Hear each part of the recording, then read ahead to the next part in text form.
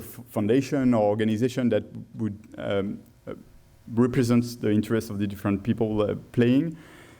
Also, should it be on the Bitcoin alone, or should there be action merged with other cryptocurrencies joining specific interests on some topics? So among the strategy, the first one I'd like to present is simply the courts. Like, it's not because the government or the administration are generally not so inclined to adopt and see adopted Bitcoin that we don't have rules and fundamental rights that can protect anybody to be willing to use Bitcoin and so on. And there are principles that protect this use. For instance, the principle of privacy that's been that's written in different declaration of rights and constitutions, and also the rules on due process when administration are trying to forbid a particular type of business without having the ground to do so. There has been an example recently about this in Israel, where a company was refused to have a bank account by a bank, and they actually managed to have from the Supreme Court of Israel the right to open this bank account on the ground that the bank didn't prove that there was enough risk to justify that they would not allow the bank account. And so if they had no proof of that, they had no right to forbid this company to have a bank account. Same for the freedom of expression. So freedom of expression is maybe a bit old, but at the beginning of the cryptography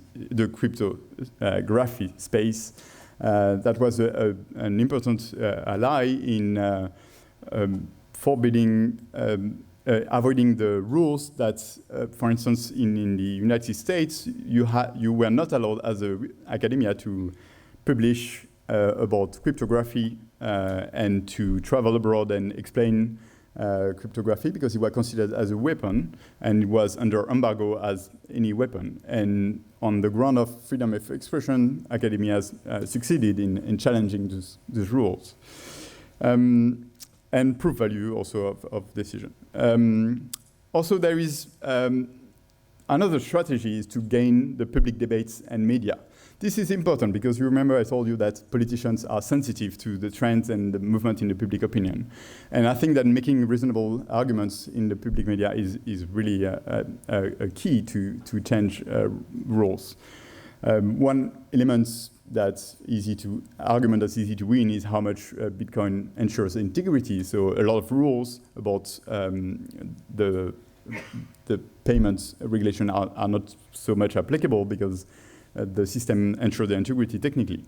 Also, another argument that's a bit more recent is the liquidity, like the manipulation and so on of the Bitcoin was easier at the earlier stage, but nowadays we have elements to prove that it's becoming an asset more liquid. That's research from a professor at the University of Humboldt, and he's been measuring the liquidity of Bitcoin over the last years and months, and he's showing that definitely there is more and more liquidity in the Bitcoin space that ensure facilitate a fair market.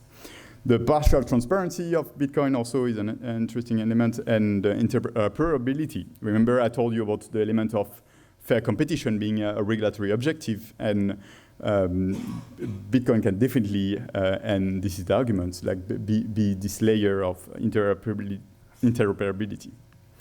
Another strategy is regulatory arbitrage. So I'm sure I'm not making you discover that, but it is important to think that it's not only a way to just shop around and find the best regulation. It's also a good way to leverage on governments and showing them the different kind of option and regulation. And there is really an interest in not so much having heaven where it's just simple, but having flagship countries where the regulation is going to be more easy, and that where they're going to be a good economy growing out of that. Because for politicians in general, the key element is this ability to show that it was, in the end, positive for the economy.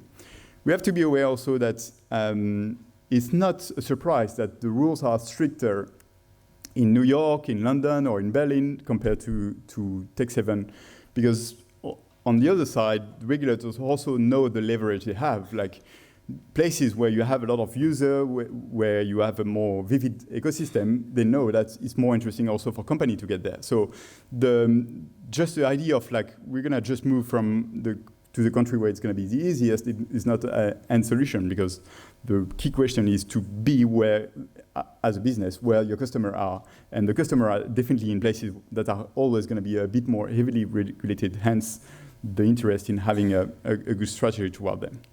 And then, of course, there is the strategy of full decentralization to embed some of the rules in the code, to self-regulation of the ecosystem, which implies definitely to have some political consensus of what are the rules that needs to be enforced by the community or by the code directly.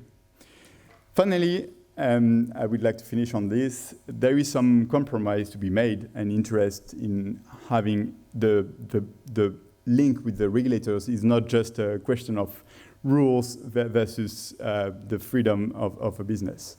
As Bitcoin businesses, there is an interest also for having links and help from law enforcement and regulators. A few examples I would like to point out is the problem of secret mining. So the lawsuit that's going on against Bitcoin.com that's using the brand Bitcoin and to attract people to another project. The market manipulation, of course, and a more gloomy aspects I'm going to be investigating in the next month. That's about the patents that are getting deposited on this space, and where it might be dangerous in the end for certain projects and limit the creativity and so on. So this is it. Thank you very much for listening.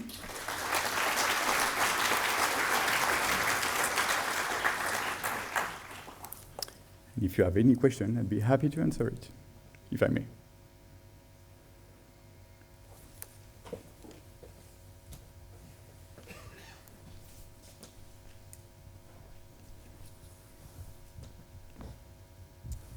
I wonder if you have any comments on mining, because you talk a lot about like the regulations in regards of bitcoins, but mining, like for instance, I come from Quebec, and in Quebec there has been a moratorium for Bitcoin mining businesses, where they put like they've changed the rates just for us, and they put it like 3 times more expensive. So do you have any comments maybe about like regulations and mining? So I know less about mining, and I know more about payment regulation, but so if you say, what was increased 3 times? They've increased the rate for miners in Quebec. So they've, for instance, we have data centers, they have like a very special rate, and for miners, they took this rate and they multiply it by 3 times, just so like they say it's a dissuasive rate to like, I guess, to send us away. Yeah, so that goes back to fundamental rights. For this is typically a problem of equality, and I would fight the hell out of them in those grounds. Like, yeah, those principles. It's not new that governments try to infringe and impose a certain vision of what activity should be okay or not. But unless it's really proven that an activity is dangerous, there is always the recourse of well, there is always the possibility to try against this kind of behavior, if I understood correctly. Yes.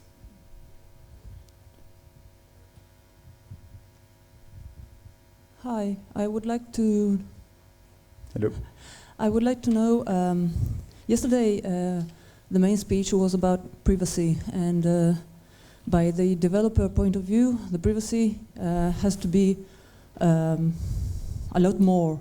A layer that should be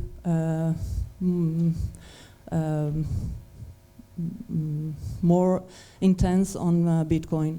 But by regulatory point of view, the privacy is a mess with the AML and KYC regulation.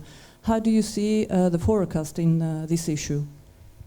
Yeah, as I mentioned, anyway, even in the regular bank industry, there is no clear view on how that should be done because it's always conflicting. Like, you need to know who is your customer, you need to report any apparent illegal activity, but at the same time, you need to protect the data.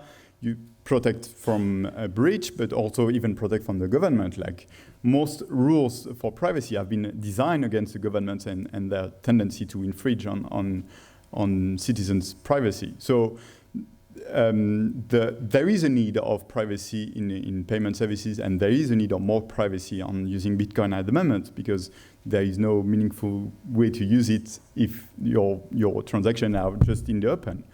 And how it should be combined, one first aspect of concretely on what's going to happen in the next month is that anyway, the privacy enhancements are quite distinct from the core protocol. So it's not going to forbid the Bitcoin to flourish. And on the other side, there are going to be some people using privacy systems. And as I mentioned, there are going to be court cases that are going to try to solve like what kind of responsibility you take when you're using this kind of privacy. But there should be a reasonable solution found where we can ensure to be able to tackle the problem of money laundering while keeping the user privacy.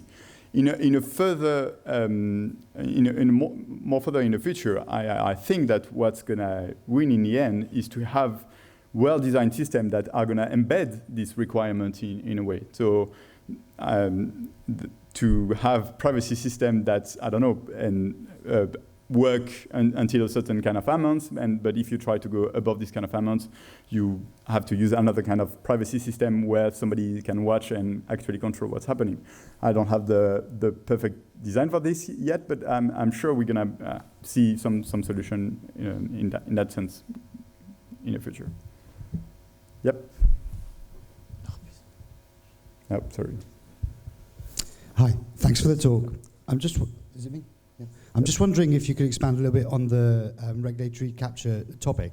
Bitcoin is a permissionless decentralized protocol, so it's not going around capturing regulators. There are other shitcoins, prominent ones, that have CEOs and cult leaders that do seem to be very effective at capturing regulators. Just wondering if you think that might have an impact on Bitcoin. Yeah, that's actually what was the point of me saying that.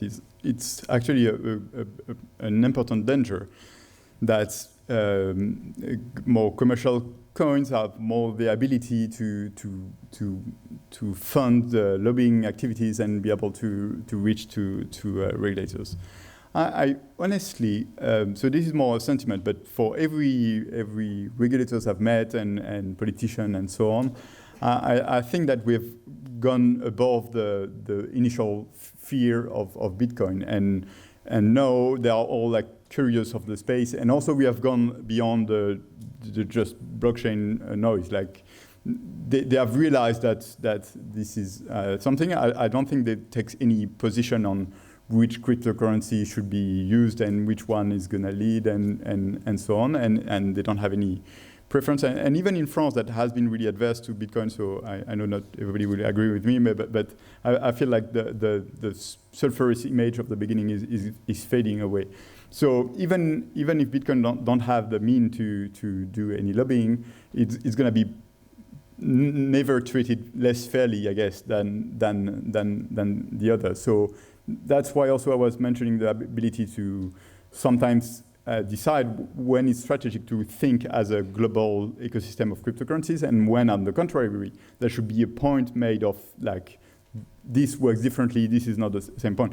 You've seen the decision of the Securities Exchange Commission a few months ago that, so it was trying to assess whether some coins were a security or not, and made the clear view that Bitcoin would not be considered a security because it definitely worked in a really fully decentralized way, which was not the case of most other cryptocurrencies. So the view is the noise is being settled down, and I think the interesting quality of Bitcoin in a really fair way are being exposed, and there is enough advocates. For instance, for what I know in France, like you have prominent actors of Bitcoin that are able also to reach, and so they might not be as organized, but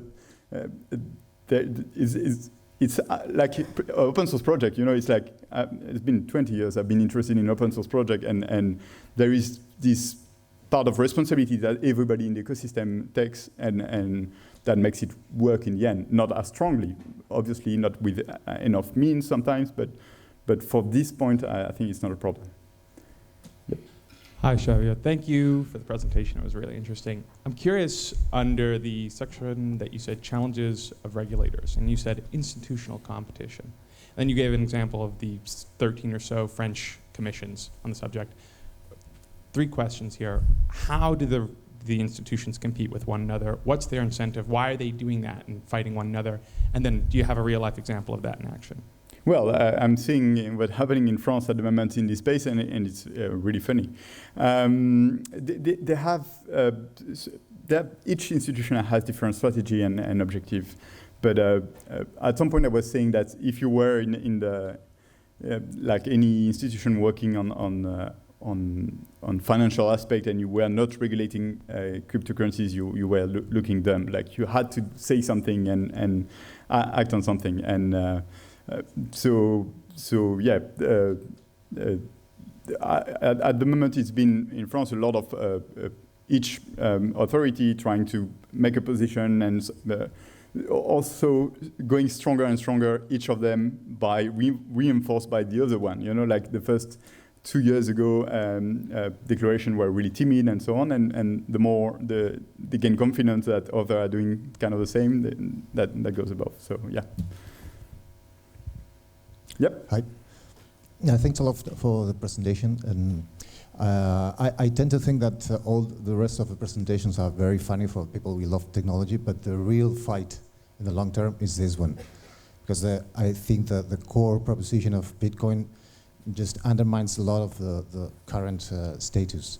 So it's difficult for me to see the question, which countries do you see are taking healthy steps to get Bitcoin in the economy? And can you give some examples? Because in the long term, I just see disruptions. I don't see how Bitcoin can fit in the current financial system.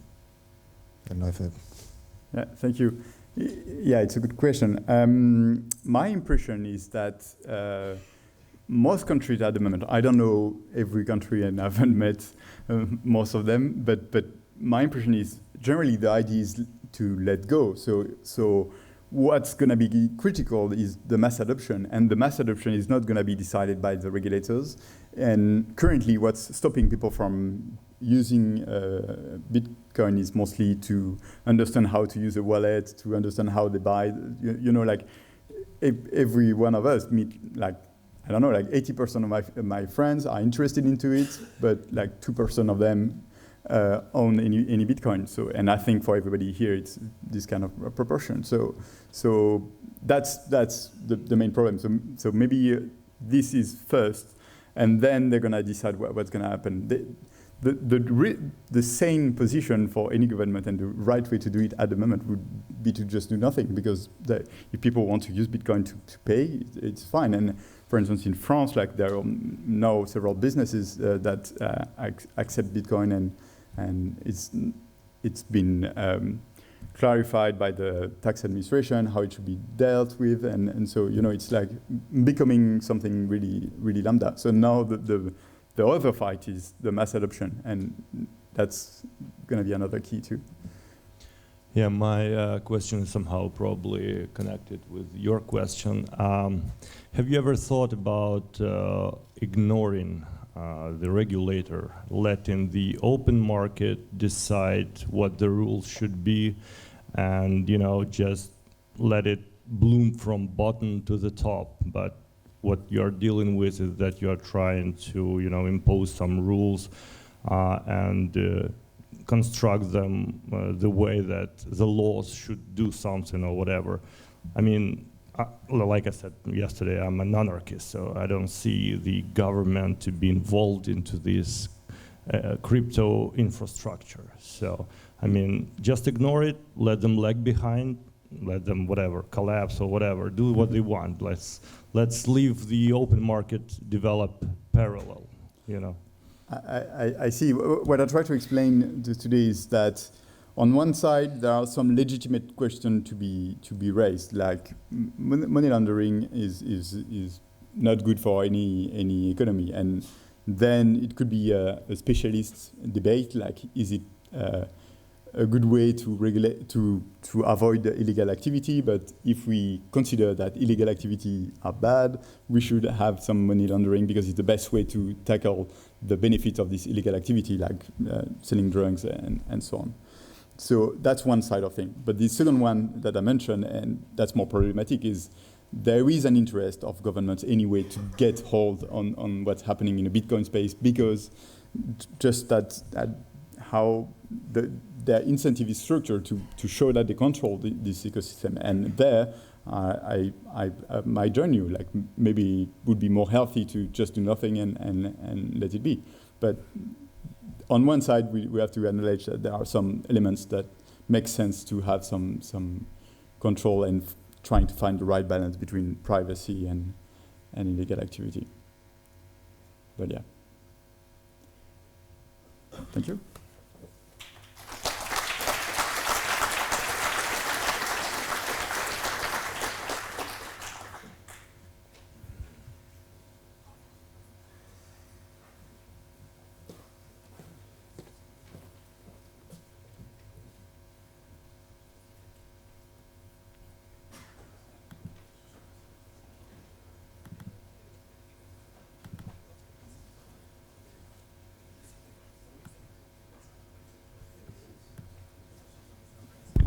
Yeah, it's crazy. I know you hate it.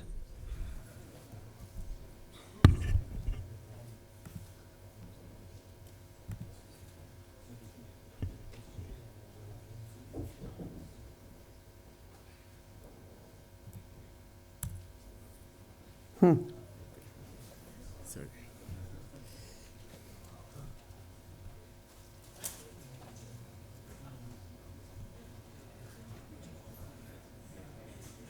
Well, I can give impressions of the presentation.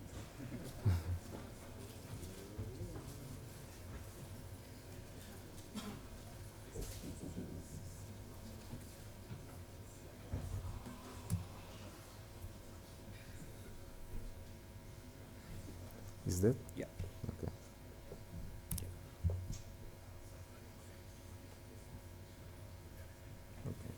Perfect.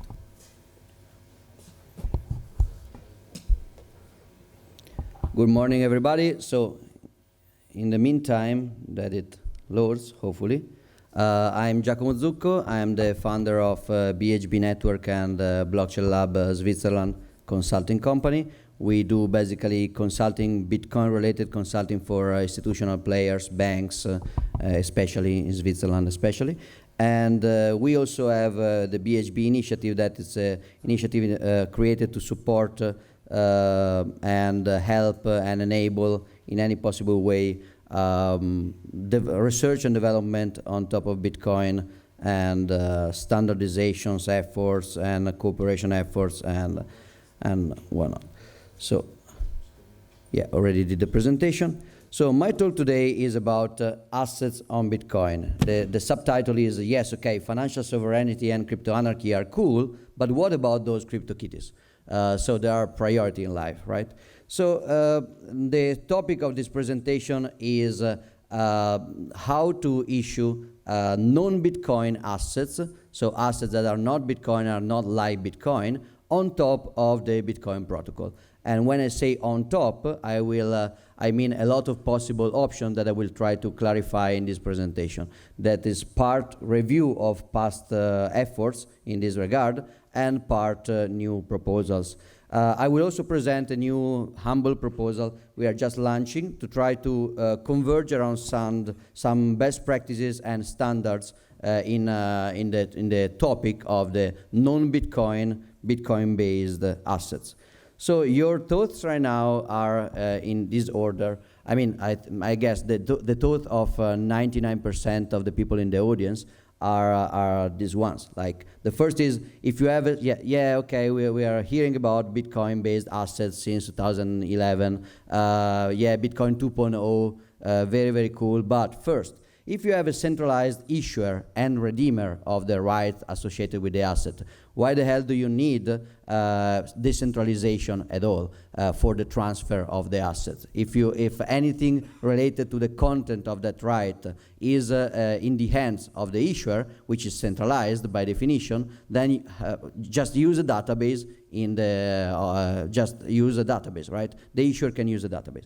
The second objection is usually something like, even if you need some degree of decentralization, why do you have to build on top of something that have a very specific purpose and a lot of challenges to do good what it already does, so to be permissionless money?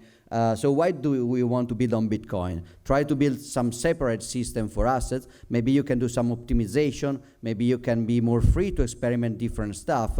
For example, a sidechain like confidential assets on Liquid that hit the news just yesterday is a solution which is different from Bitcoin itself, leveraging some parts. But one objection could be, just leave Bitcoin alone, please. We are not doing assets. Do something else, maybe somehow decentralized. The third objection is usually, even if you have some utility in piggybacking, in leveraging Bitcoin somehow, you shouldn't, maybe, because what you do may mess up with Bitcoin's scarce resources, which is basically block space and bandwidth, because you're going to use our blockchain for purposes that are not interesting for Bitcoin nodes. So there is people giving you bandwidth and storage for free, and you are abusing that to do something which is not directly related with the Bitcoin project itself. Or also messing up with incentives, like what if you are using this asset system to promote a scam coin which is somehow in competition with Bitcoin asset itself? Or what if your asset, even if it's different, supposing that your asset, well, I'm too short, so I will do this. Even if also so you can see Carlos Matos here. So even assuming that your asset is different from Bitcoin, is not a Bitcoin clone or a Bitcoin competitor, maybe the value of the assets will be more than the value of the market cap of Bitcoin itself, and that may screw up the incentive, may screw up the incentives in the long run, maybe with reward going down. I mean, it can be a problem. The last objection usually is, yeah, okay, cool, but this isn't a new idea at all. We already discussed this, we already tried this. There was a counterparty, Correct Coin project, a lot of efforts. They didn't work, they didn't get any traction. People is now doing CryptoKitties on Ethereum, and so why even bother to try something new or to discuss it again? So in the next minutes, I will try to address some, admittedly not all of these issues and these concerns, and I will try to convince you that it's a very good idea to put time, effort, skills, and money right now into a standard for non-Bitcoin assets on top of Bitcoin. Then I will fail miserably in convincing you of this, but you will not leave the room for the second part of the presentation, please, because I have some backup arguments for my thesis. So the first backup argument, I call it the vape pen argument. So I don't know who is smoking here. Smoking is bad, it's bad for health, you shouldn't smoke. But if you do, you should probably use the way which is less damaging possibly. So you should smoke in the way that limits the most the damages for your health. I actually smoke cigars, so I don't like vape pens. But anyway, it's a sound argument. So the second argument is the Jenga argument. If you play Jenga, when you build on top, then it's very, very hard for everybody, competitors, regulators, everybody, to try to remove the pieces on the bottom. So the more you build on top, the more difficult to change or to stop the base layer becomes. So even if the blocks that you put, well, this is a blockchain, right? Even if the blocks you put on top are not interesting, they are somehow reinforcing the stability and the immutability of the layer on the base. Let's consider this. This is a good example. So I like to compare scammy ICOs with dot-com bubble, with dot-com scams. So they were scammy enterprises like pet.com, a crazy bubble, a irrational market. But an interesting thing is that while internet itself had its protocol wars against scammy competitors like the ISO-OSI protocol, the history was that first there was the protocol war. The true, real, decentralized, cool protocol won the internet, and then we had the dot-com bubble on top of the internet. The question I would like to ask you is, do you think that the internet itself would be better off if the dot-com scam bubble was implemented on top of ISO-OSI instead of TCP/IP? That's so out of the comparison.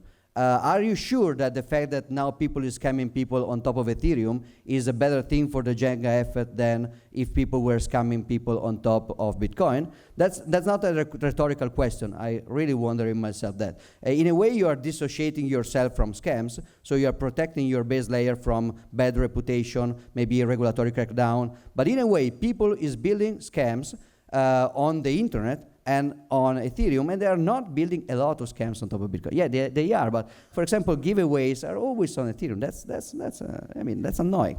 So that's the Jenga. The Jenga argument is you should build stuff on top of Bitcoin, even if you're not convinced. You should let people build stuff on top of Bitcoin. Maybe don't help them, but don't necessarily stop them. The third argument is the permissionless stress test argument. So what if some of the things that you can build on top of Bitcoin, they do reinforce the base layer immutability, but they also crash the base layer because they are too heavy, they are unhygienic, they are not good for the protocol. So they are blotting the blockchain, they are reducing anonymity. So, well, in this case, the interesting thing about assets is that many proposals, like the proposal I will try to launch today, are permissionless. Not all the proposals involve a change in the Bitcoin protocol consensus layer. So many of these proposals can be launched anyway. So the thing is that you should also try to address this kind of initiative, this kind of uses. If people can leverage Bitcoin storage for free, free riding on top of that to do assets, then people will do that. Yes, you can try to evolve Bitcoin in order to make it difficult, but not forever. There will come a time in which Bitcoin will be kind of immutable at the base layer, and everything can be done on top of it, will be done on top of it. So it's interesting to analyze what things you can do in this regard. The fourth argument is the architectural experiment argument. So there are some experiments that involve architectures that are radically different from the Bitcoin's blockchain.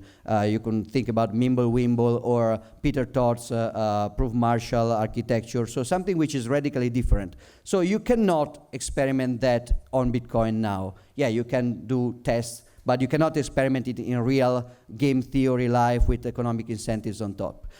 So you can create an altcoin, but that's a bad thing because you're creating a Bitcoin competitor diluting the Bitcoin proposition.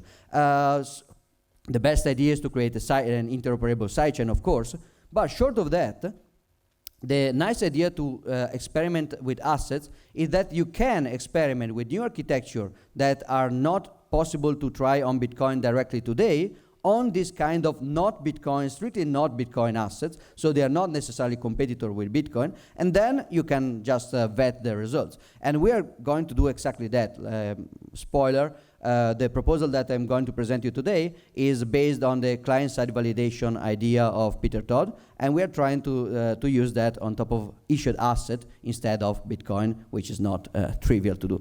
The last argument is the strongest, and it's the Bruce Fenton argument. So the argument goes like this. We all love Bruce Fenton, right? Everybody in this room loves Bruce Fenton. So Bruce Fenton's tweet stream was very, very rich and various, like he was talking about gun rights and pollution, capitalism, a lot of interesting stuff. But then on March 23, he started to talk about tokenized security. and then again,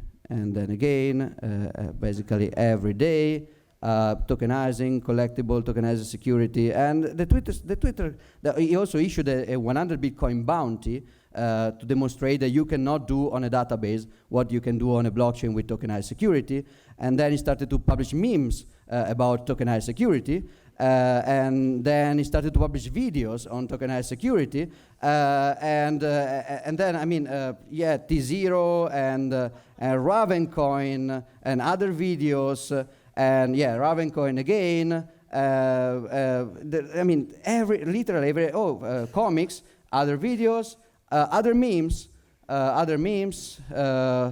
and his friends are not helping. They talk with him about securities, tokenized security. They invite him to security token conference.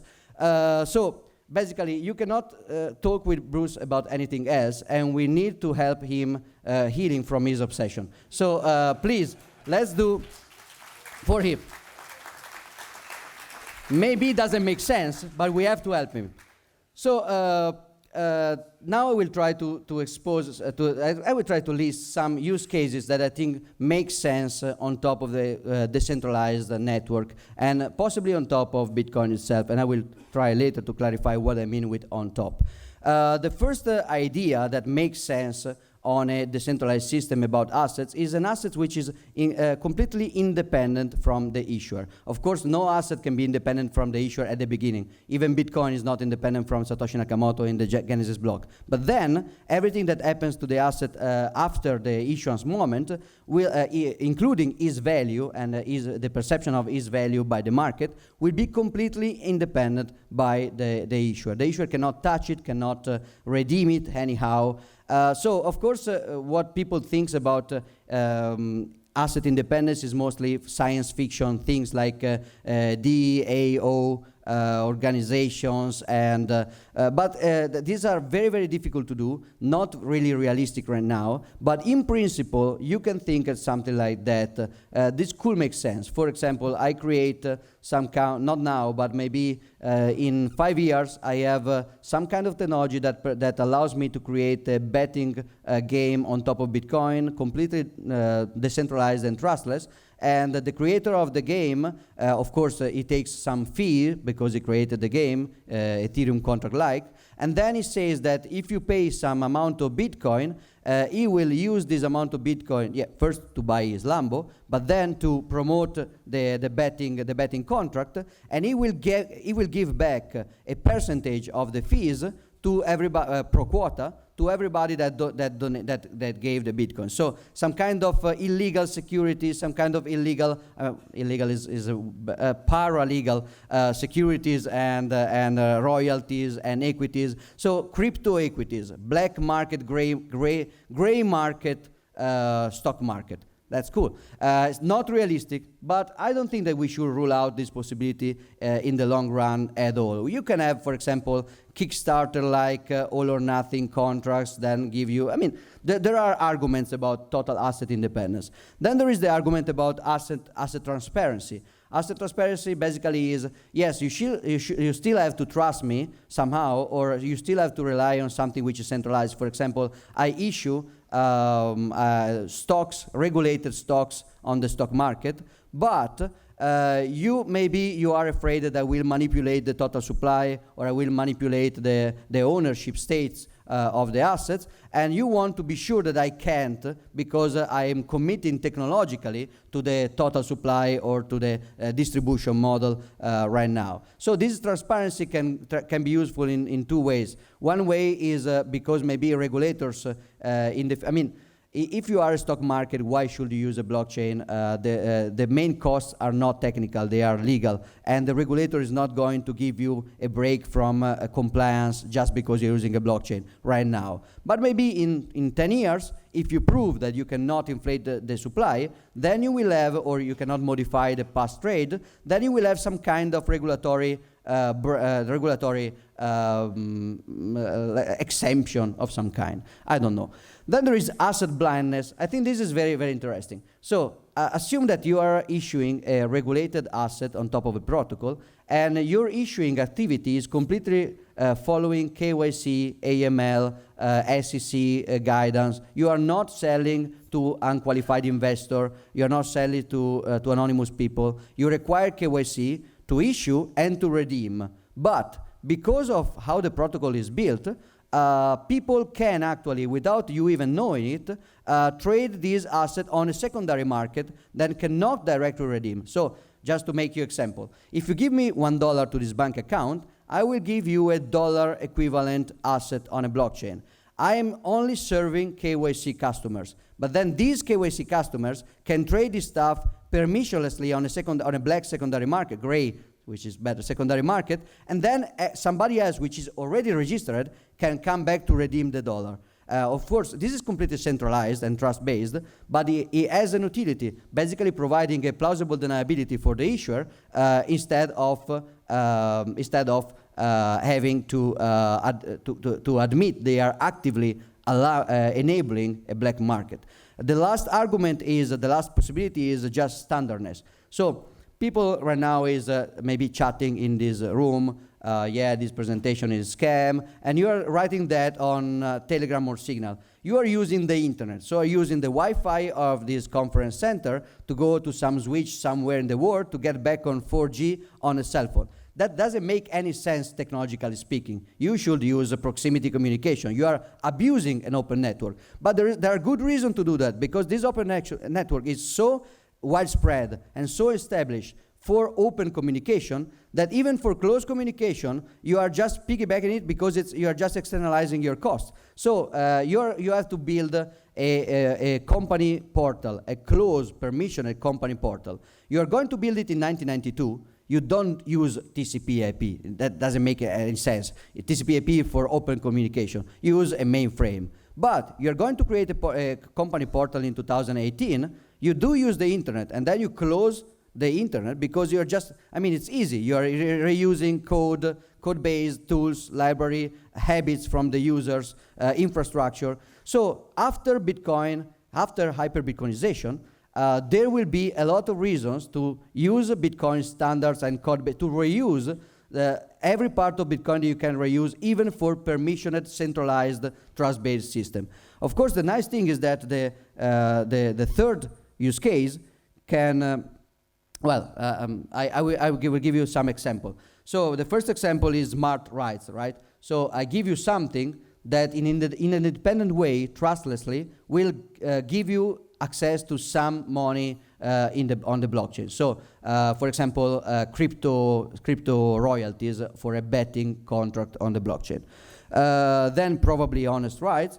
There is something which is halfway, but I think it's an honest use case, which is basically digital collectibles. So when you have digital collectibles, in a way, the life of the collectibles is independent from the issuer. Once an artist created the digital collectibles and he issued it on the blockchain, and you just can check the scarcity, so you only need transparency to make sure that the limitation, the supply is really limited, then you don't really need an active involvement by the artist or the company itself. The artist could die, so his server could be shut down, and the company could fail, and the company's service could be shut down, and still this collectible could be traded for 10, 20, 40 years. I mean, if the Beanie Baby company shut down, you still trade Beanie Babies on eBay. And that's something that has an utility. So to decouple the issuer, the technology infrastructure of the issuer from an independent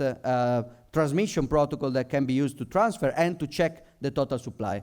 Another example could be about asset standardness, whatever. So many clients come to our consultancy company. They want to issue asset, and they ask me, should I use ERC20? And I say, no, it's a scam. I mean, it's not private, not scalable. Ethereum will just crash down soon enough. So don't do it.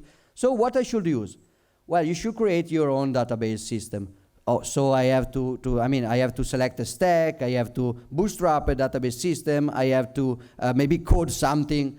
Why? I can just install an Ethereum node. I cannot sync it, but I can install it. And then I can issue on top of that, leveraging other people's resources. So why shouldn't I? Also, it's standard. If I create a token, if I am Starbucks, and I create the Starbucks point, on my system, I have to make sure that people will download the Starbucks app. If I do that on ERC20, every dumb person that have a Ethereum wallet will use its Ethereum wallet in order to transfer the Starbucks points. So there is a point in interoperability and standardness itself, even if it's not meaningful technologically.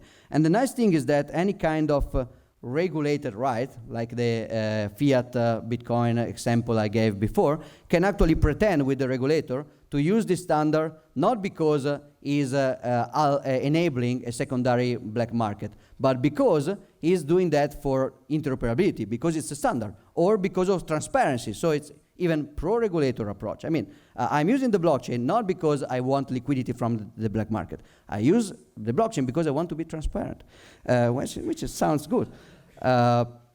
So I will use 10 minutes to give a review of past attempts to try to issue tokens on top of Bitcoin. So the first one is asset-specific alt chains. So basically, for every asset that you want to issue, you copy Bitcoin and you call it Zcoin, and you bootstrap it. This was this was the standard in 2011, 2012, first scam coin environment, when people started to issue any kind of asset representing things. There were a lot of gold-based altcoin where people were just copying Bitcoin, bootstrapping it. This has a lot of problems. The first problem is that you need to bootstrap everything from scratch for every single asset, so it sucks. Also, to reach the minimal thresholds for hash rate, for security, and review and maintenance by coders is basically impossible. So there is no current approach. Also, the issuance policy is often incompatible with mining incentives. So if I am Apple, I'm creating an Apple blockchain in order to issue Apple stocks. And I cannot have a fixed supply because I cannot follow the miner incentives. I have to follow my own security-related policy. So it doesn't work. Then people started to use to propose a single asset-enabled alt chain. So instead of creating a new copy of Bitcoin for every asset, I just create one clone of Bitcoin, and I will make it asset-enabled, so I have to bootstrap the hashing power and the code, and let's say the coder mind share just once, and if I can do that, I can issue several assets on top of that. This is basically Ethereum, or is also the new fixation of Bruce, Ravencoin. So you launch a Bitcoin clone with a scam coin once, and then you leverage that. The main problems are, well, there are a lot of problems. You still have to bootstrap from scratch, but just once. You are still difficult to reach the main hash rate and review maintenance threshold. You cannot reach real decentralization on the project. That project will remain centralized around Vitaly Buterin or whatever. You have very, very high incentives for scammers, because if you are trying to bootstrap from scrap a new digital gold, then that's like a honeypot for scammers that will try to profit from this new bootstrap of digital gold scam coins. Also, you have a very, very reduced privacy, because for example, on Ethereum, ERC20, the anonymity set for Ethereum user is already pretty small, because its account base is it's trivial to de-anonymize Ethereum users. But to de-anonymize an ERC20 token user is even more trivial, because the anonymity set of people using that specific token, that's true also for colored coin. So anonymity on Bitcoin sucks. Anonymity on colored coin is terrible, because basically how many people is trading that exact asset? So chain analysis with colored coin is basically giving away any kind of privacy. So there is another step, which is an asset-enabled sidechain. Instead of just recreating a Bitcoin clone, a scam coin, I create a chain that can allow for asset, but is reusing Bitcoin. This is the original sidechain concept, in which you are basically reusing the Bitcoin hash rate with merge mining, and you're reusing the Bitcoin asset with two-way pegging, for example, SPV-based two-way pegging. These are still, this original approach, I'm mentioning Bit Asset Drive Chain, a proposal by Paul Stork, which was here somewhere just a few weeks ago. He proposed a asset-based sidechain. But you have some problems. First, you have to modify Bitcoin in order to launch this kind of sidechain. Second, you still have reduced privacy. You have reduced security because there are a lot of discussion about hash rate on the sidechain. So there are a lot of security considerations. Actually, I'm quoting also confidential asset over Liquid, but there are some caveat here because Liquid is doing something different. It's a federated model, so it doesn't have any problem with changing Bitcoin anyhow. And it doesn't have any problem with privacy, as you can see from the star, because privacy on confidential assets is reached using confidential assets. So basically, cryptography on top of transaction, where your anonymity set gets back to be the one of the total supply of tokens on the platform. So I'm exposing past attempts, so I'm not really analyzing Liquid now. Actually, I will admit that if Liquid works as intended, in practical, if everybody can use a Liquid confidential asset to issue assets, probably an on-chain protocol gets practically redundant. At least it can be used as a security measure against censorship on the sidechain, which is of course easier than the main chain. Then we go to asset-enabled meta chain. So meta chain means that instead of creating another chain, I will just use Bitcoin transaction to store some metadata that are parsed and understood from a meta protocol as asset passage system. So these are the typical omni or counterparty strategy to do assets. A lot of problems here. The main problem, you still have very, very low privacy. Also, the main problem here is that you are fighting with Bitcoin over scarce resources. So you are counterparty, you want op return to be larger, you want to use bare multisig to store data. The Bitcoin nodes owners, they don't want you to do that. You have a strict conflict of interest between people that want to use the Bitcoin free resources to store and transmit assets, and then you have on the other side Bitcoin that wants to minimize the free riding over full node resources. So this is the first problem. The second problem is no SPV. I know no SPV. What we're using now is not SPV.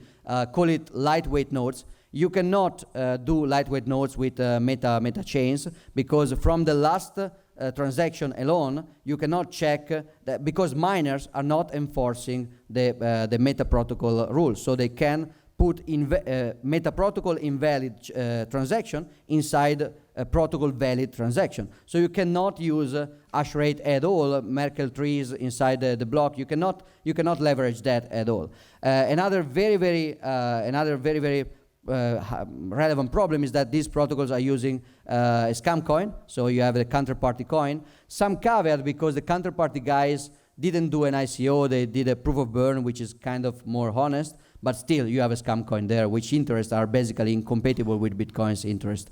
And also the fight over scarce resources also creates a problem, for example, for metadata. So rare papers, we all love rare papers, right? The collectible cards about CAC and so on.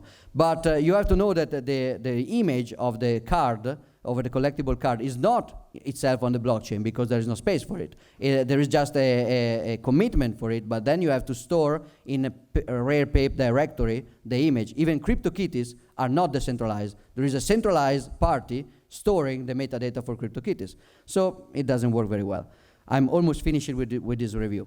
Correct coin protocols, they reuse, you can do an easier pseudo SPV model because in the case of counterparty or omni, in order to check the transaction, you have to download all the transaction by all the possible blocks in order to check double spends. While with the correct coin, you only have to check every kind of transaction before your own in the same asset, and every kind of side transaction in order to be sure that you don't have double spend. So you can implement pseudo SPV like Colu created a BitTorrent-based pseudo SPV model. So also you don't have a scam coin, which is good, but you still have all the other problems.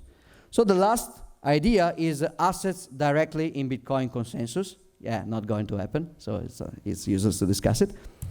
And so there is another idea that was first proposed by Peter Todd when he was working on smart coloring, I think almost a couple of years ago, which is basically client-side validation, an idea that Peters would like to apply to, would like to experiment on Bitcoin itself, but applied on issued assets. So the idea of client-side validation is that basically you do not use the blockchain to store the metadata and the proof of transmission for the assets. You only use the blockchain as an anti-double spending structure.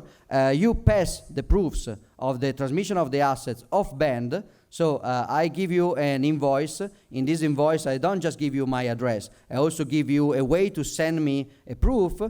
This proof will contain all the previous proof, and you will also relate to some Bitcoin transaction, so some Bitcoin UTXO that will be spent in order to close the seal around this proof. So I know that you are not double spending me, and I can do that with solving a lot of problems. So no scam coin, no fight over scarce resources. Still, there is a better privacy, because now the privacy is nobody can look at the blockchain and see everybody moving every kind of asset. They have to be participant in an exchange in order to be able to track only the previous path of the asset from the issuance to themselves. So there is something better. Now an argument about the fact that now it could be a good time to start a new effort about main chain Bitcoin-based assets. So first thing, there is a new design to try. People still didn't try to launch client-side validation-based assets. We should try, even just to validate the challenges of this kind of design. There are a lot of challenges, like how to pass proofs. Also, there is a new market pressure. People is using scammy blockchains to issue assets. It's happening. So I personally want to give to my clients a better alternative to do stuff, which can be used tomorrow, 2 weeks. And then also, I'm running late, so I probably will not go very, very in depth about this, but there is Segwit now, and there is a Lightning Network, which were not around when the first Correct Coin protocol were designed by Alex Mizrachi and other people, and that changes the game a little bit. So what we are proposing now with the RGB experiment is a client-side validation style design with a possible future proof Marshall integration, which is what Peter was talking about yesterday, still super work in progress, and with a with a native Lightning integration that can be used not just to color channels, but also to use a colored routing, leveraging Bitcoin liquidity. Now we'll explain what I mean. Also, we are leveraging a lot of stuff from Lightning Network, because basically Lightning Network already requires an independent backup of the updates. So the pain that you have with client-side validation, which is I have to store my proofs separately from the seed, you also have that pain in Lightning Network. Also, you have to exchange proofs, you have to exchange updates on a peer-to-peer channel, so you need to establish a new peer-to-peer communication, which is especially painful for offline communication. So I cannot pay you with Lightning when you are offline, because I need to send updates somewhere, and where it is, so we have the same problem of Lightning. And we can leverage Lightning solution and the other way around. And also there are, and this stuff is compatible with L2, hopefully, and AMP. We tried some experiment, it should be compatible. We are using pay-to-contract commitments, so we are not using op-return, which is easy to spot and it's expensive. So we are basically malleating one address to put the commitment to the proof inside that address, and we are using the amount in another address to indicate which output is contained in the commitment. And it's an open source, no profit, tokenless, so there will not be any RGB token. I mean, If we are successful, there will be one, but not from us, or somebody will try to do it. And very community approach, very community oriented, and a cool logo that you can see. So I'm running very, very late, so I try to, how much time do we have, Kevin? Okay, I'm 40 minutes late. So this is one kind of issuance, which is basically the issuance of a collectible. I cannot go into details, but maybe if you're interested, I will do a YouTube video about that eventually. So you issue a single asset, which is unfungible, like a collectible, and then you can trade it. There is another contract model, which is basically people pay pay Bitcoin to an address in a certain amount of time, and that payment is itself the origin of the asset, which is basically a token sale scam. And there is a third kind of contract, which is basically people, the origin of the asset is an UTXO on Bitcoin. So this is basically an airdrop scam. I will go very fast about on-chain token transfer. On-chain token transfer is you give me, Bob gives Alice an invoice containing also an indication for an offline server. Alice gives Bob the proof and commits the proof, closing a seal on a Bitcoin UTXO. There is also the Lightning version, where you basically create a Lightning channel colored with the token, and then you transmit the token with zero fee and with very good privacy, and you don't even need a server here. This is very, very cool. So if Alice want to pay Erin, and they have a Lightning path between them, but they don't have a Lightning path colored with that specific asset. So they want to send Zoocoin from Alice to Erin, but they don't have a Zoocoin liquid path. They can basically exchange the proof with Bob, which has a colored channel with Alice, which will pass TLC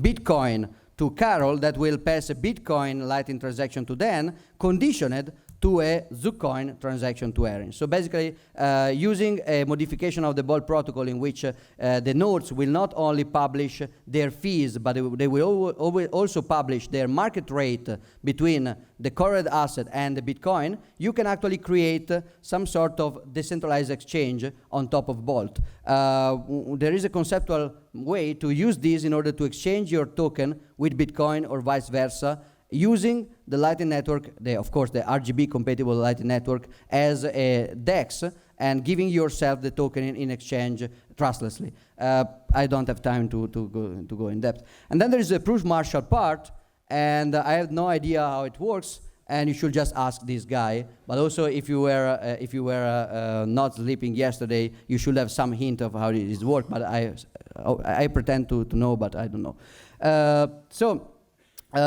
What we want, just that people start to take seriously this topic right now, and you start criticizing this idea. You help us finalizing the specification. So we had a Python proof of concept working about this function that I showed you, but we deleted it, and now we want to recreate the specification from scratch, well done, and recreate all the software in Rust. Aleko Sfilini, which is there, you can recognize it from the hire. He is the repository main developer right now, and you can ask him about any kind of information.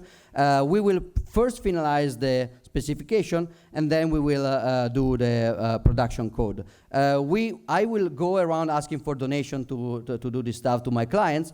I'm not asking for donations now, so what I want from the Bitcoin community, if possible, is some challenge, some interest, some criticism, or some PR, hopefully. And I will look for money in the circle of my clients. About specification, this is the repository. Right now, you can find this specification inside the repository specification. The first is an introduction, basically repeating what I said today in the presentation. Then there is the RGB color kernel itself, which is managing the pay to contract and the proof templates and so on. There is some Rust code for this, but first we want to finish the specification. RGB is clearly still a color coin relic. Like we called it RGB when we were working on Correct Coin, and now we didn't change the name because we kind of like it, but it's not anymore a strictly speaking Correct Coin application. Then there is the server, trustless server, the thing that you need to put the proof temporarily. It has to work on Tor. It has to use the BIP 157, 158 filtering to make it easier to download it. Yeah, I know. Okay, well, so just one thing which is very important. The original name for this part was Rainbow, but that sounded too much Ethereum-like. So we are calling it Bifrost. Look at it. It is a Viking. So for sure is carnivore. And there are some futuristic ideas, but I will just finish with an important announcement. I'm giving away the.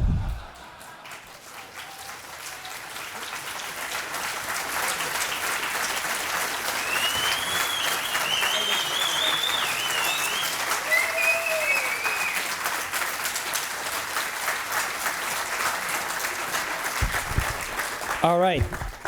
So yeah, I had to run away for like an hour, and I see we're already like 45 minutes late. All right. So we're going to catch up. For the question to Giacomo, you can ask him at the lunchtime, if that's all right, because we kind of need to catch up if we want a lunchtime. Let's see if we can just open it on here. There? Okay.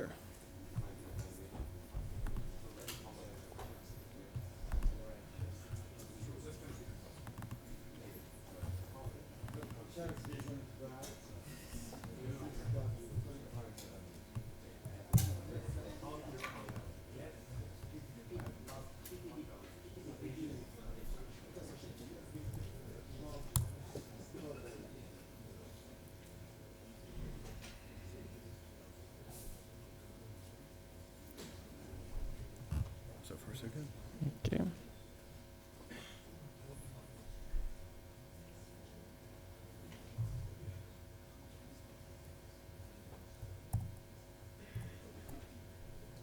All right. I think it should work. Oops. Let's see. All right. Well, Giacomo promised me that he was going to warm up the crowd for me. I believe you have successfully fulfilled that promise. Though now you've given me a bit of a time crunch, so I'm going to see if we can get through this. I'm Jameson Lopp. I've been doing Bitcoin and crypto asset security for a little over 3 years now, 3 years at BitGo, and now for 4 or 5 months at Casa. And really what I want to try to do today is just do a general brain dump of a lot of the concepts that I've come to believe are important, that anyone who's building systems that are basically protecting private keys should be thinking about. So just going to give you a lot of design principles and ideas that hopefully you can ingest and use whenever you decide to build one of these systems. So if you've been in this space for long at all, then you're well aware that there's a lot of risks. There's risks to trusting third parties. This is something that we are always fighting against as various entities are trying to centralize aspects of this system. And really, I think the next problem, once we have successfully pushed back against trusted third parties, is recognizing that users securing their own keys, their own assets, it costs a lot of time and money for users to do this. They have to deal with a lot of headaches because users are not security experts. And as a result, we have a lot of different types of losses. And Chainalysis is estimating around 4 million Bitcoins have been lost, and at least 2 million Bitcoins have been stolen. And these numbers are actually probably higher in reality because, at least with the stolen number, that's mainly looking at well-known publicized hacks of like centralized services. There's no way to really keep track of all of the different individuals that have lost money. So there's some issues here. For much of human history, we have seen this structure of our society evolve in a way where we are using specialists and we are outsourcing a lot of pieces of our lives to specialists because it allows us to be more efficient. But the problem here, of course, is that we're generally coming to trust these third parties. And as a result, a lot of users are fairly lackadaisical with regard to both their digital and physical security. And I'm seeing this resulting in people trusting their Bitcoin and other private keys to third parties. So I think that a lot of people are not really keeping self-defense at the top of their mind, usually because they just don't think that they're much of a target. And they may be correct, but as I've found personally, you can not be a target for your entire life and then become a target in a fairly quick, unexpected fashion. And as a result, we see from having these systems that are basically creating liquid bearer assets, the attackers tend to have different profiles than we see in traditional real-world situations. So attackers are seeing this as like a juicier target because if they can get away with it, it's less likely that they're going to be caught. And this actually creates a bit of a problem at a meta level, because if a lot of people are failing to secure their own assets, it's almost like a herd immunity type of problem. I think that that's going to invite more and more attackers, and I'm particularly interested in seeing the evolution of what's happening with physical attacks in this space, because from my perspective, it seems to be accelerating, and I think we should all try to help each other out by helping ourselves first and trying to disincentivize these types of attacks. So if you're building these types of systems, there are some high-level types of attacks and defenses that you need to worry about. We really have to build this software with the assumption that the average user is going to put minimal effort into securing their own assets. And we need to do everything that we can to be proactive about helping the users help themselves and help educate them. So, with physical theft, that's a pretty well-known problem humans have been dealing with for the entire sum of human history. Digital theft is also easy to fix. All you have to do is take it off the internet. We have hardware devices that make it fairly easy to do that these days.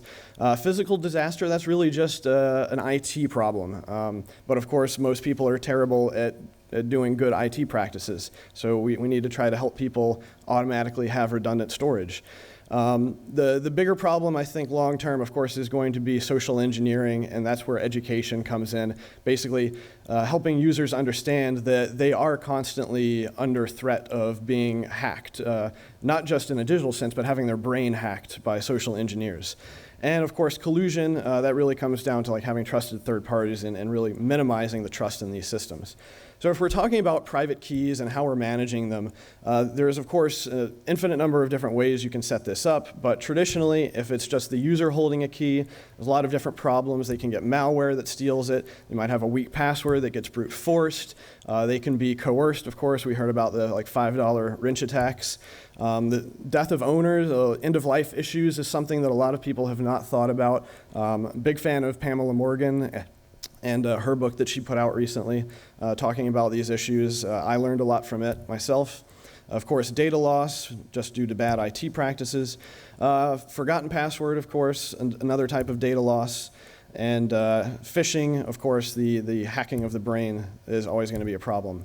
Or if we go the other route where the service is custodial, has the keys, they could also get malware and viruses. They are actually creating juicy targets where they're creating a honeypot where hackers only need to go get in through one door to get a lot of money rather than a lot of different doors. Insider theft, once again, a trust issue. Fractional reserve, we saw that with Mt. Gox and possibly some other services. You don't know what's happening if you can't audit it. Government seizure hasn't seemed to be a big problem yet, but you never know. Data loss should not be as big of a problem, presumably, if there's an entire team of people that are managing it, but it's still a possibility. And of course, confiscation by the service, and this is happening pretty often at a lot of the AML KYC places that are arbitrarily seizing people's accounts and requiring them to provide all kinds of outrageous information to get their money. And even phishing can happen on the enterprise service side. In fact, at BitGo, we saw some of the most sophisticated spear phishing attacks against our own employees that I've ever seen in my entire career. So it's just because you're creating those honeypots. attackers are going to put a lot more effort into it. Now, if we take this to the next level and turn it into like a 2 of 2 situation, we can start to get rid of some of these weaknesses because you've got two different parties and they're kind of watching each other's backs. But you see there's a lot of stuff that we still haven't fixed, mostly around data loss, and that's because we don't really have much redundancy. Now you have a situation where with either one of these parties screws up, then you can potentially lose access to the assets. So I think the next logical step is, well, you give the user multiple keys. So this allows the user to be in full control. They are the custodian. They're not using a third party as a custodian. They're just using a third party as sort of a service provider, a facilitator. And that third party can provide different functions around recovery and around preventing things like fractional reserve from happening, because in a situation like this, the user can actually audit what's going on because the wallets are segregated rather than all pooled together. And really, fundamentally, while we can't 100% solve all of these problems, we're bringing down the risk quite a bit. But the main risk that is going to still be there, of course, is phishing on both sides. So from a high-level objective standpoint, of course, we want to get rid of third parties and attackers, but one thing that I'm going to try to push here is that I think that the user is their own worst enemy in these systems.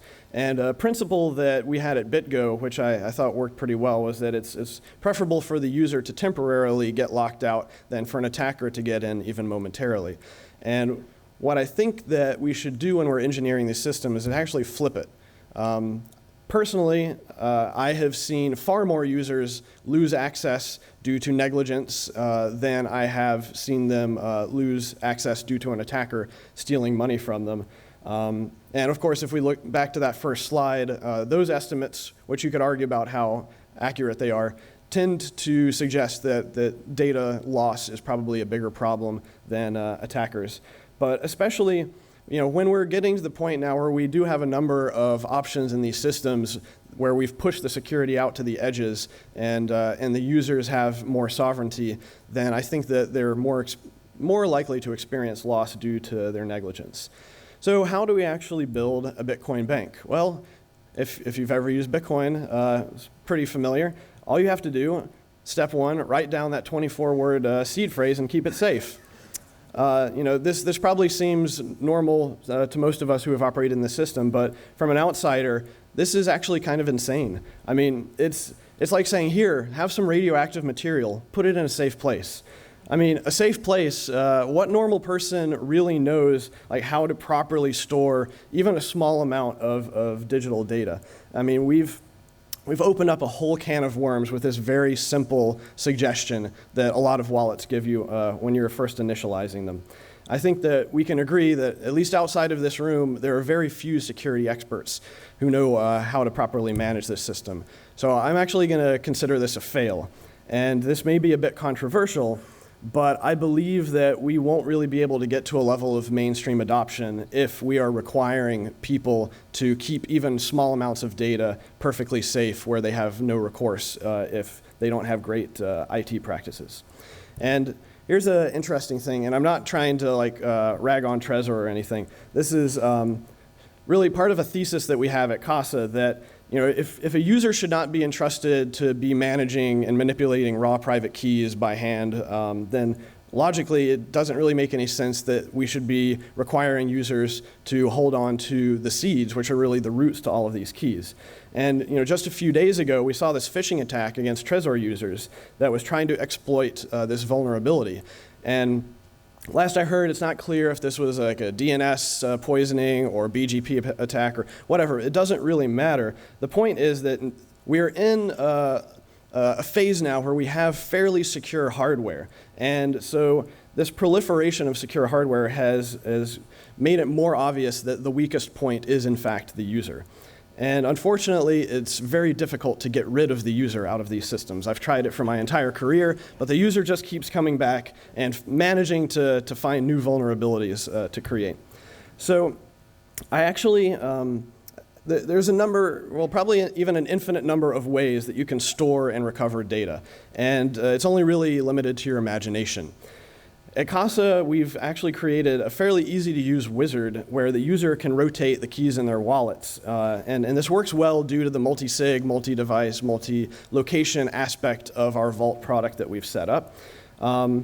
There's also another seedless account recovery that I'm aware of. The Edge wallet has a setup which is basically a 2-of-2 scheme where you have a key that is sent to your email and then you have another key that is encrypted and on the Edge servers, and the way that you decrypt it is through basically account recovery questions that you have to answer. And I would like to see a lot more work happening in this space. I can give you a little preview here of like the way that it works in Casa. So basically you go in, you hit a device, you mark it as compromised because you've lost it, and then you begin the process. You go buy a new Trezor, you plug it in, we get the XPub off of there, so we now have the new set of public keys that we're gonna rotate your wallet over to. And once we have that new set of public keys, then you see we need to transfer the funds. So you select the account that you want to rotate, and you then just have to start adding signatures. This is a 3-of-5 multi-sig scheme. This, in reality, would take a lot longer because your hardware should be geographically separated. But once you have added all of your signatures, let's see, this should be the second signature, and then add the final signature, you will have a fully complete and valid Bitcoin transaction that you can then broadcast. And due to testnet, of course, always having fun time, you then have to duplicate that process for any account that you have, but it should be a lot more simple than having to go dig out private key, seed phrase from somewhere that you may have issues with how you've stored it, how you've recovered it. This entire process allows you to visualize fairly seamlessly a way to recover your private keys without ever having to physically touch any of that sensitive data.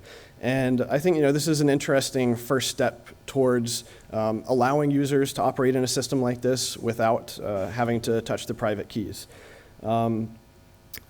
There's a lot of people out there who say, oh, well, it's so easy, just create a paper wallet, send your money to it, and you're good to go. But we've seen a lot of people lose money in paper wallets. It's hard to generate those private keys securely. Also, if it's an unencrypted paper wallet, you're suddenly have physical attackers could easily get it and sweep your wallet. Paper wallets are not particularly robust against environmental disaster. And then there's also this weird edge issue that some people have hit where if it's a paper wallet with a single private key, sometimes people will load that into their digital wallet and create a transaction that only sends part of the value, and then the rest of the value gets sent to a change address. And that change address isn't actually, the private key isn't stored anywhere, and then they don't understand what's happening, they throw it away, and they have accidentally lost the vast majority of the money in that wallet. Metal wallets are better. They still have the physical attacker problem if they're unencrypted. They are more robust against environmental factors. A month from now, I'm going to be publishing an in-depth stress test of all of the popular metal wallets. It's going to be interesting to see how they stand up. I actually managed to get access to a 20-ton hydraulic press, so I really mean stress test when I say stress test. And then the improper transaction construction is not a problem if you're putting down a whole seed phrase, but there are some metal wallets where people just put a single private key on them. So really, we need more redundancy. Once we've succeeded in protecting the users from trusted third parties, it becomes more of this redundancy IT problem where we're just trying to keep the users from losing their own keys. Users should not be relied upon to perform even the most basic IT practices, and so we need to help them do that. And I think we can all agree that 5 RICs are better than 1. So this was my personal solution before we started doing Casa. I would basically have to spend an entire day every year doing this, where I would get an air-gapped computer, I'd create a Veracrypt partition that I generated with an insanely long, randomly generated passphrase. I then put all my private key data into that, basically all the recovery data that was necessary for my heirs to know. Then I'd use Shamir's secret sharing scheme to take that insanely long decryption passphrase and shard it into an M of N setup based upon how many errors I had and how much redundancy I wanted. And then copy this encrypted file onto N different USB drives and put a text file with the one Shamir shard on that drive for that person, along with a text document, of course, of the instructions. Hand out these USB drives in Faraday bags to each of my executors, and update annually to protect against bit rot.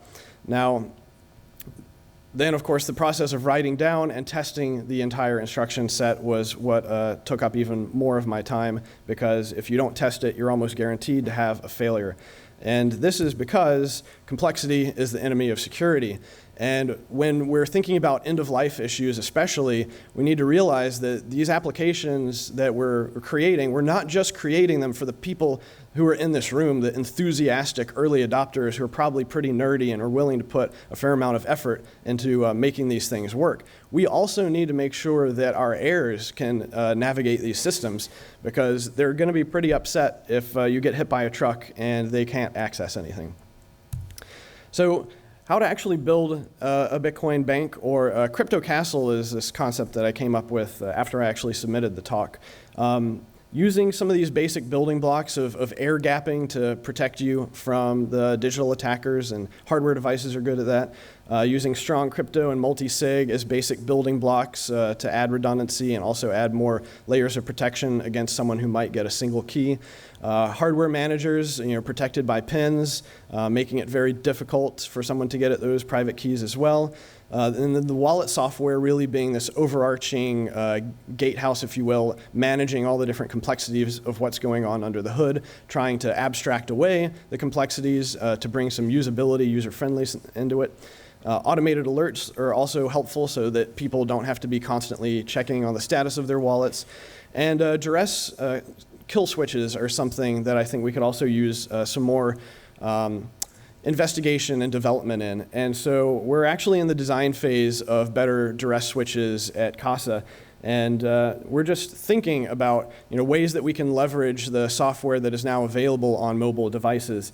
And this especially is interesting if you start looking at some of the improved object detection and facial expression detection software that you can get out there.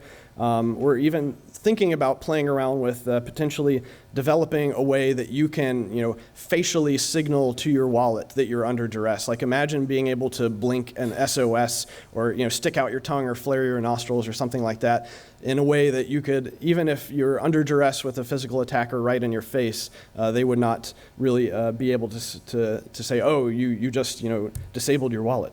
But that's more of a long-term thing. So. Trust minimization, of course, is a big deal if we're trying to build systems where we're using third parties, but we don't want them to be trusted, because us building a team enables us to come together and build software at a pace that wouldn't be possible if we were all just working on little things by ourselves. But the problem is you can easily centralize it in a way that makes failure scenarios much more likely. So really what we're trying to do is make a balance between low trust and convenience versus high trust and convenience. And by pushing the security out to the edges, I think that we can allow for untrusted third parties to help facilitate bank-like relationships where we are providing financial services without actually being custodians. And that's important when you can actually do things like having a key on a device that you are then physically, or you're cryptographically signing data with, that gets stored on the server, so that you can actually be protected against insider attacks. If a hacker manages to get into that third-party server and screw with the data, as long as you have integrity checks and signatures on that data that are checked on the client side, then you can throw up alarms and basically shut down any operations before you get deceived by whatever data is on that third-party service. And of course, as several people yesterday noted, I think that a full stack integration where you can have a node or a miniature server running at home in your own trusted environment is going to be something long-term that we're going to see a number of people try to work on, and hopefully get plug and play going. So Bitcoin is this new paradigm. It throws a lot of users for a loop because they've been conditioned to trust third-party specialists to fix whatever problems have happened in the system that they're using. You know, you lose your password, you get it reset, you have a fraudulent charge, you have someone step in and basically reverse it for you, but not so much in this system. So if the average user is not going to read the manual, they're not going to make any sufficient effort to try to secure their own data, then we need to do what we can to build guide rails to kind of force the user to go through educational processes. And really what we're trying to do at CASA is do that in a user-friendly visual format where we're actually trying to visualize the security in real time, or at least as well as we can, to let people have a better understanding of what's going on with their wallet. And of course, once again, we come back to the hacking of the brains, is that people are going to get tricked. You can't save everybody, even with the strongest technical back-end security. But there are some things that you can do. And one thing that I've seen in some wallets that's very helpful is if you're sending a large amount of money, just have a little pop-up that says, hey, this is a lot. You should not be pasting this address in from your clipboard. You should be calling up or using out-of-band communications to verify the address manually with the recipient to make sure that it's actually going where you want. I'm also interested in seeing check lock time verify get used more because, after all, if you're cryptographically prevented from spending your money, then you can't be socially engineered out of it. This does pose a few trade-offs, though, if you're trying to implement it with a multi-sig system, because it becomes an issue if your funds are all locked up, but then you've lost a key or two and you need to do a recovery. So I'm hoping that we can figure out some ways to do sort of like a graceful degradation of multi-sig, where we say, okay, we're locking it up for the next year, but we can degrade from 3 out of 5 to 2 out of 5 after a year, and from 2 out of 5 to 1 out of 5 after a couple of years if nobody is touching this money. Really, whatever makes the user comfortable. This, of course, gets more complicated on the technical side. I'm hoping that Mast or something like that is going to be able to make these more complicated scripting solutions possible and also more private. And malware blacklist. So blacklist, is a loaded term. A lot of people get triggered by this, but we actually successfully implemented malware blacklist at BitGo, where what we were doing is going out and finding all that clipboard malware that's just listening for addresses and swapping it out with the attacker's addresses. And whenever we saw a transaction that was going to one of those addresses, we would just refuse to co-sign it. And we managed to save tens of thousands of dollars from going into these malware authors' pockets. And then finally, long-term solutions. I'm hoping to see more KYC, but by KYC, I mean know your counterparty. Better reputation features, basically. I think a lot of people here are well aware that we need better web of trust / reputation systems that a number of people are working on that.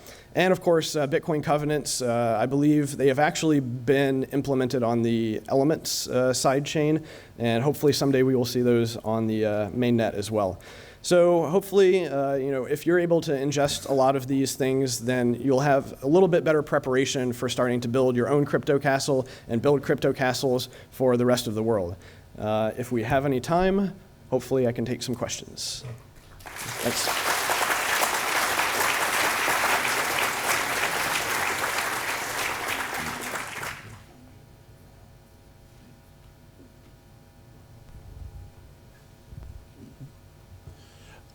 Where were you getting the sources for those blacklists? Were you scanning Chrome extensions or? I believe it was actually from Kaspersky and other security researchers that had looked into the binaries to find those addresses. So you bought data from them, or a blog post or something that listed the data? They were posting their findings. Yeah, it was publicly available data.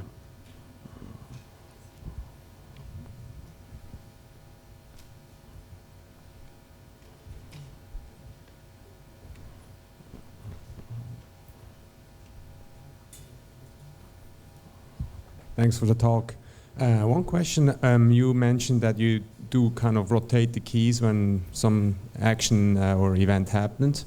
How about the privacy implications? I mean, if you if the user is going to think, okay, everything is okay, but then you forward all the funds to a single new address. Did you made any thoughts about how to prevent like the whole history, or how to not hurt the privacy? Yeah, so actually I posted a blog about kind of the privacy features at CASA, and to be honest, if you want really good privacy, you should not use our solution. It's really meant to be more of a vaulting product with very low volume. So it's not gonna be easy to like obscure the UTXOs, because we expect there's only gonna be a handful of them in the first place. And also, whenever you're using a third-party service, even if it's non-custodial, if they're just facilitating stuff, it's very hard to have strong privacy, because you have to interact with them. So the only way to get like true strong privacy in these systems is to operate in a way that you're fully self-contained, you're running all of your software and hardware yourself and not interacting with any third parties who might know your IP address or your identity or what have you. So it's trade-offs, and really what we're going for is more convenience and security, and of course that is kind of at the expense of privacy. But you are more than welcome to sign up with us using a pseudonym and pay anonymously. It's just not going to be perfect privacy. Thanks for the talk. It was super. I was just wondering if you'd seen any interesting solutions to recipient verification, because once you've optimized the storage and the transaction side, it feels to me like the weakest point for the funds is whenever you're making a transaction. And especially when you're sending to organizations, how do you ensure that the address belongs to those people without like having to make like a Skype call or a phone call or a video call or something like that? Well, I think that at least the first time that you are sending a transaction to an entity, you should do some sort of out-of-band communication. Now, if you're then making multiple recurring payments, you can be pretty well assured that that address is going to continue to work.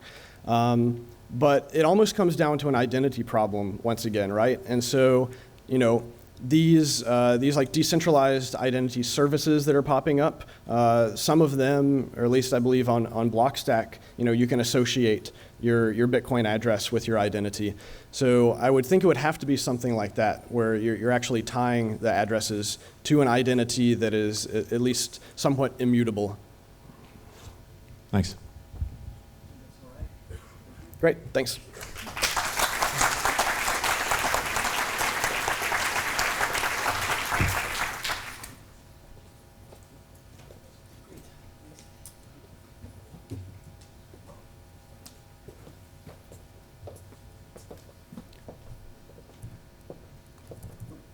Okay, next up is going to be Eric.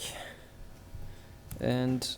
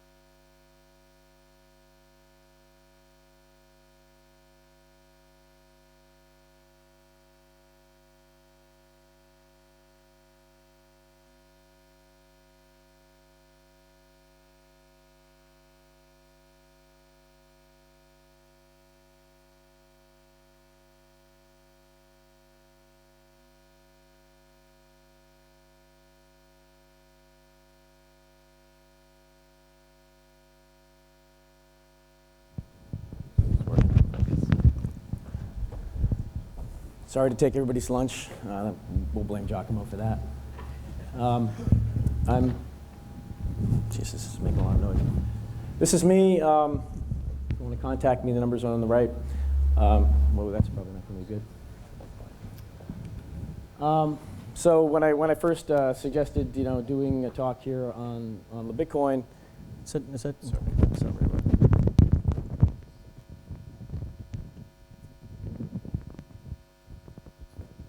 How's that? Okay, it's good. One of the pieces of feedback I got initially was, well, Bitcoin is Bitcoin. What are you building on Bitcoin? So the Bitcoin is actually more, which is what I'm going to talk about, but also going to talk a little bit about what it is underneath, because it really is an implementation of Bitcoin as well. I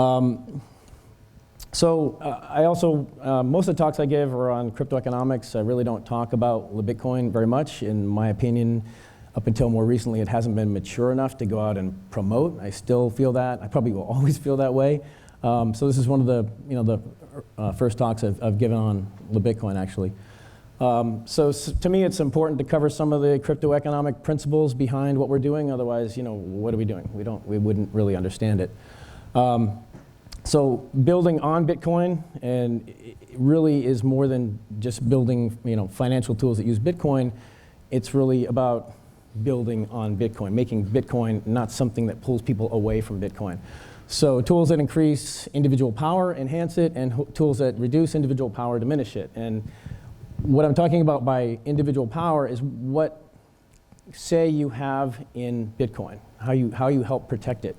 In other words, if everybody moves off to a centralized system for validation, for, say, mining, one person has say in everything. So what we want to do is build tools that build on Bitcoin, not tools that pull people away from Bitcoin. And this is, I have a slide coming up that'll talk a little bit more about that, but this is really what the Bitcoin is all about. Helping people build Bitcoin stuff, not encouraging people to use, say, a centralized API or service that really takes that power away from them. So that power is in terms of security is expressed by miners and merchants. Miners secure confirmation, and merchants secure the rules. They validate in a way that matters. So independent exercise of power implies you're doing it covertly. If you're doing all this very publicly, and somebody can step in and say, don't do that, and you're forced to comply, you really don't have the power. The person that has the ability to force you to comply has the power. So when we talk about decentralization and security in Bitcoin as a system, you have to ask yourself, why does decentralization matter? I mean, a lot of companies, corporations can be, like McDonald's is highly decentralized. Just McDonald's is everywhere, right? They're all over the place. But you can step in and enforce them to apply a tax law, right? Not a problem. So it's more than just decentralization. Decentralization exists so that people can hide. They have to operate at small scale. So it's really about anonymity. It's the essential security aspect of Bitcoin. And decentralization is just another way that people are allowed to be anonymous. If you're big, you can't hide. So Bitcoin relies on verifiable public data to achieve anonymity. There's no identity in the system. There's no permission required. Well, how does it achieve that? It doesn't achieve that through encrypted channels or nodes with identity the way banking systems work. It does that by giving everybody a copy of the same public data and allowing people to verify the data. So large operations are inconsistent with anonymity. Big corporate server farm that can be taken down. It's not anonymous even if there's no names attached to it, because it's visible, identifiable. So decentralization is important. So Bitcoin requires competitive performance for small operations. Sorry, hold on a second. Just give me a cup of water. I'm losing my voice already. So competitive performance for small operations. So you have to build a mine at a low level, small, and be competitive for Bitcoin to really work. If the only people who can do it are a couple large server farms, Bitcoin's not secure in any way. Or it's secure for the few people that do it, and as long as they're allowed to do it. So In terms of, I mentioned mining, the other half of the security model is merchanting. When you sell somebody something for Bitcoin and you validate that coin, you're providing security for the entire system. You have a say. But if that's all done publicly, large scale, you don't have the say. The people that have the ability to force you to do things have the say. So are there shortcuts to everybody who has a say having a full node? There's some things that we look at as possibilities, but non-economic nodes, just throwing up 10,000 validating nodes on Amazon, right? Completely irrelevant. Does nothing for the security of the system. They're non-economic. They can't say no to a sale. Layering, lightning, whatever, it does not change the node requirement. Every individual still needs to run their own node. Pruning does not remove the full chain validation requirement, unless you want to, again, trust a central authority for, ensuring the data is valid. Checkpointing, same thing. SPV, we've heard a lot about that. Reduces individual power because you're delegating some part of the validation to somebody else. So the point I'm trying to make here is that Bitcoin requires people to be able to run full nodes, either as miners or as merchants, and they really can't get away with it. Can't get away with not doing it. So at Bitcoin, we're really focused on the Bitcoin stack right now because there's still a lot of work to be done to make that very usable for development. So people can build on Bitcoin, not pull people away. So these are, Amir Taki started LibBitcoin in 2011. LibBitcoin's the first of full implementation of Bitcoin after Satoshi's implementation. It's taken a while to become more mature, but it's been around for quite a while. So these are the three principles Amir laid out when we started, and if you kind of read between the lines a little bit, he's really saying what I'm talking about. Right? We need to be able to, these things need to perform well, they need to be private, and so that the system remains secure. Individuals have say, and they can do it without asking for permission, which means they have to be able to hide. So quick over, this is the LibBitcoin stack. On the left side here, we're looking at the client side components. On the right side, the server components. There's some duplication because there's some shared components. On the right, you see the list of repositories in GitHub that implement the different pieces. The blue boxes are LibBitcoin, the gray boxes are dependencies. The dashed lines are optional dependencies that are only required in a very limited number of cases. So if you look closely, you'll see that there's actually very, very little. This is a C++ developer toolkit. Boost is a primary dependency if you C++ types, and libsec p256k1 is another. Otherwise, unless you're doing client-server stuff, there's nothing else. If you do client-server, our server, which sits on top of the node, it inherits the node, uses 0MQ as a client-server protocol stack.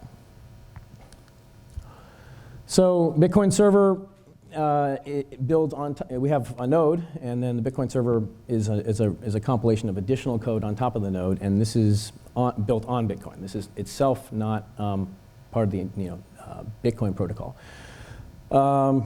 So it provides command line options, configuration settings as an executable, so you can actually run BS as a single file. But there's an entire library which implements all this stuff. So if you want to build your own code, take the library, build your own user interface over it. So again, 0MQ, V4 we're adding WebSockets. I haven't been a big fan of using HTTP for client-server interfaces, but it's really nice for certain local machine operations. Open up a browser, talk to the node. So we'll be adding that. So again, building on Bitcoin. The client-server interface, includes robust query services, payment subscription, and block and transaction broadcast. But pretty much, if you think about the RPC interface that you're used to, this replaces that with a very robust 0MQ-based client-server interface. That's just a screenshot of the server doing its thing. Sorry. So Bitcoin Explorer is on the other side, the client side. So we have an executable that you can use to actually run the node and server, and then on the client side, there's an executable that's basically designed as administrator tooling So command line options to talk to the server, do the cryptographic primitives, make transactions, about 80 or so different commands.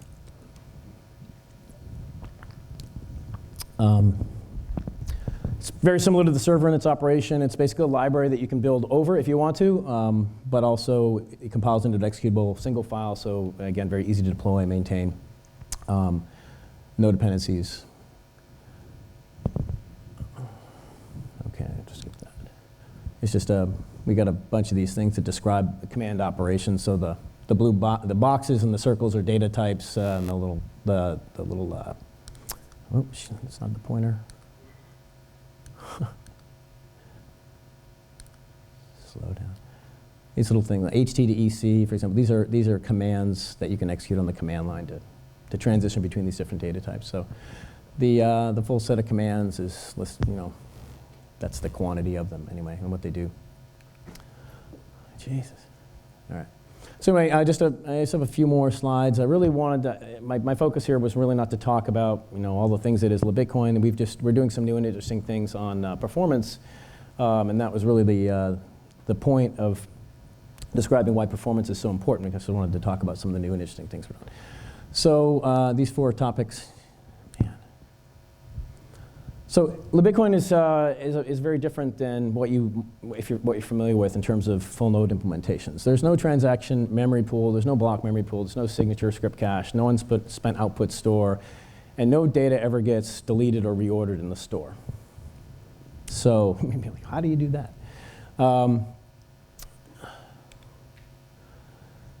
The store is a small number of memory mapped files, and the idea is as you have more RAM, the more the data tends to stay in RAM, so you're never hitting the disk when you're querying. So if you're running a high performance server that has like mine, 256 gig of RAM, I mean the store is smaller than that, so the entire store can just sit there in RAM. The files are arrays and hash tables, so we get constant time lookup for every single thing that we ask for on the chain. So constant time lookup in memory. And if you're 0MQ, the client-server interface that we have, can actually, you can use in-process bindings, which means if you're running an application on the same machine, you can actually run these queries in process with the server. Have your client, or run them out of process, or run them over the internet, use secure TCP communications. CurveCP is the client-server secure protocol that we provide. So you can scale your client, your wallet app, or your mining app that's sitting on top of the node away from the box, or you can have it very close, depending on what your performance requirements are. So not only constant time, but extremely high performance. And I think I saw yesterday there was a description of how many wallets you could run off of Bitcoin D. Was it 200 or something like that? That to me is obscenely low. You should be able to run millions, off of one server. Obviously, if you're doing large-scale operations like that, you add some more hardware, but that is the essence of scalability: more hardware, more performance, preferably in a linear fashion, right? So, interesting side note: people talk about Bitcoin scalability. Bitcoin is, in terms of transaction volume, is perfectly non-scalable. You cannot add any more hardware and make Bitcoin process more transactions. Right. But what's also interesting, and this is when it comes into play, this is just not related to this slide at all, but it's interesting when it comes to layering, is that Bitcoin is infinitely scalable when it comes to value transfer. Right. You could transfer all of the value of Bitcoin, technically, theoretically, in one transaction. So you have 0 scalability in transaction volume and infinite scalability in value transfer, and that's really what layering is doing, is it's taking advantage of the ability to transfer large amounts of value in small amounts of data without having to increase transaction volume. So anyway, in terms of when we talk about scalability of the node, we're talking about something very different, not scaling number of transactions, but improving the performance of your query operations, for example, by just adding more hardware, including adding more boxes. You want to run 10 servers, it's fine. You can load balance your queries across all of them. So in achieving this, we're not making compromises. We're not making a larger store. It's actually smaller. So we had this 5 or 7 files, depending on whether you're running node or server, that implement the database. We always index all transactions. I think in Bitcoin D, that's a command line option to index transactions. I don't know why that isn't always the case, but we always index spent by, who spent that output, which is if you do it wrong, it's a huge amount of data. But we end up with a data store that's actually about the same size as Bitcoin D without its transaction indexing. I don't know what it is with it. And if you're familiar with Electrum X, what Electrum X does is provides an additional index over top of Bitcoin D store. So I've never run it, but basically, you let Bitcoin D sync the entire chain, and then you're going to reindex on top of that, potentially concurrently, an additional, I think it's right now probably about 35 gig of data. So our server just indexes all that data, and it ends up with a smaller size store. So in terms of time, I don't know if so we're almost there. I think it's my last slide, actually. Yeah. I want to hurry up and let everybody get to lunch. So data size is not larger. It's either the same or smaller, depending on the scenario. And query performance is, I don't think you'll find anything better. We don't have sufficient numbers to cross the whole ecosystem to tell you that definitively, but I challenge anybody to find something that's better. But as far as syncing the chain, right now in version 3, it's horrible. It's really slow. That's because last year, when we were year and a half ago or so, when we were releasing V3, we were doing some prototyping on fast initial block download. We got to the point where, so we fully parallelized the database, so we can write blocks and transactions at the same time from multiple peers. So that's great. And we did some testing and we synced, this is about a year ago, so there's less data, but synced the entire Bitcoin mainnet chain in 15 minutes off of a fast network, so a bunch of Bitcoin D nodes running on the same LAN. But that's pretty good. But I didn't like it because we were relying on checkpoints to skip validation and to allow us to parallel. In other words, if you have a known block, say at 400,000 height, you can kind of grab all the blocks that are below it in parallel and wait till they're all filled in, and now you got the whole chain. But if you don't have that, how do you do it? How do you know when to start? I mean, that's a hard problem. So the solution relied on that, which I saw as a weakness, and so we decided, let's just not. There's a way to do this. It's going to take quite a while to implement. So we're going to ship V3 with a very naive initial block down or syncing process. And we'll do the work and finish it in V4. So if you use the Bitcoin node server right now, that's what you'll notice. Everything performs really great except for initial block download. It's kind of slow. Not horribly so, but it's not nearly what I would like to see. I'd like to see an order of magnitude improvement over Bitcoin D. So we've been shooting for a while. So how does that work? So yeah. So getting initial block download parallelized all the time. So it's not initial block download, it's continuous parallel block download is really my challenge, or our challenge. And the way we achieved that was by maintaining, so again, we don't have like a lot of stuff stored in RAM. Everything gets put on the disk as we validate. It stays there, and if a transaction shows up in one block and it gets reorged out, comes up in another block, comes into the mempool, it doesn't matter. It's always the same transaction. It's been validated. It's on the disk. It stays there. And we deal with things like soft forks and rule changes, but I won't go into how. So we end up building a tree of block header metadata as the node starts up. We build this tree, and we get to the point where the tree is current. We have the strongest chain, and then we organize that onto the disk. So we have a candidate array. These are blocks that are potentially going to be confirmed, and we believe it's the strongest chain. So now we start downloading, but we do it in parallel. So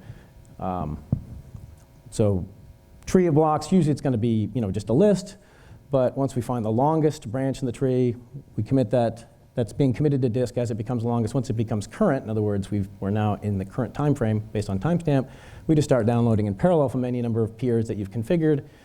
We use things like standard deviation to determine which peers are fast, which peers are slow, and we kind of weed out the slower peers during this process because it doesn't matter. We don't need to give priority to smaller or slower peers because we already know the blocks we're getting. So they're not kind of voting on what's the strong chain. We're not cutting anybody out.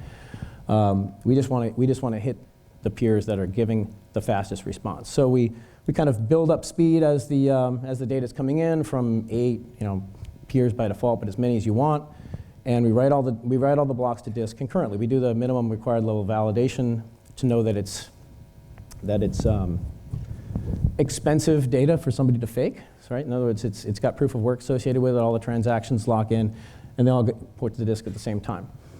So doing this now with this technique I've described, we don't have to rely on any checkpoints. We're relying on having the strongest chain with current time frame, and that can change constantly. So we're always dealing with a candidate chain and a confirmed chain. So you've got 2 chains basically on disk. One is the strong chain that you're constantly querying, is confirmed. And the next one is, we know there's a stronger one out there, so we're going to start downloading blocks on that chain, because here comes, it may just be the next block, but it may be a very deep reorg happening, or maybe you shut off your node for a while and you bring it back up and there's 1,000 blocks behind. So we're always building this candidate chain.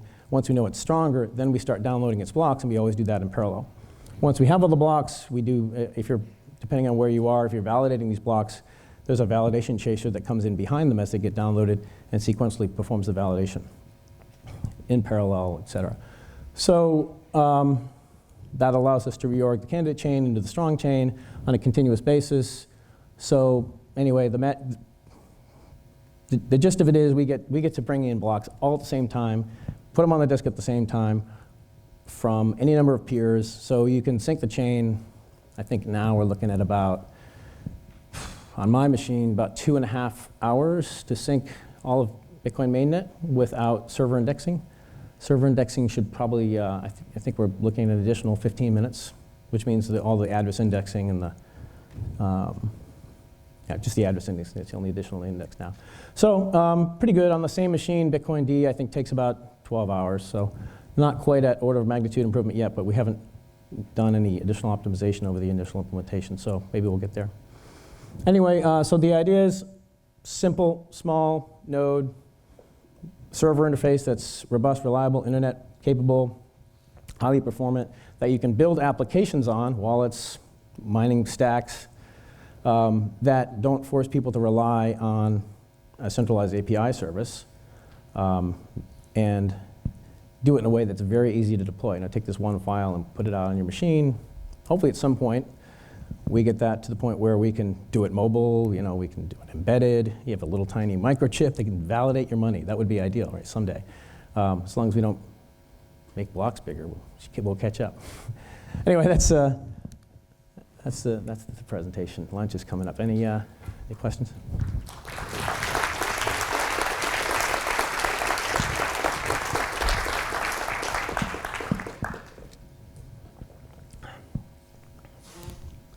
So one of the biggest pain programming on Bitcoin cores RPC, that it does not tell you who spent an output. And I always thought there is a very good reason for that. But now you said you are indexing that who spent an output. Is that right? I'm sorry.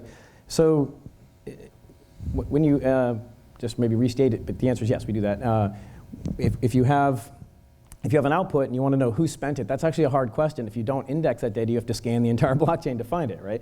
So we index the data as it comes in. In V3, we actually have, and this goes back to Amir's initial implementation, we have a table that's the spenders of outputs. And what you do is you take the output point, which is the hash and the index of the output in a given transaction, and you hash that, and you put it into a hash table, and then you look, when you're trying to find the spender, you go into there, and then you find, when it gets spent, we write data into that hash table so that it can be easily queried and recovered in constant time.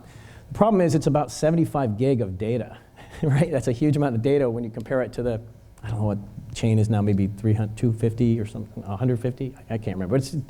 It's a big amount of data, and I never liked that, but the original implementation relied on that table as part of the validation process. And what happened was in V3, I made a change to the data store a little bit that instead of relying on the spender, which also, I think it also encodes the height, right? The height of the spend.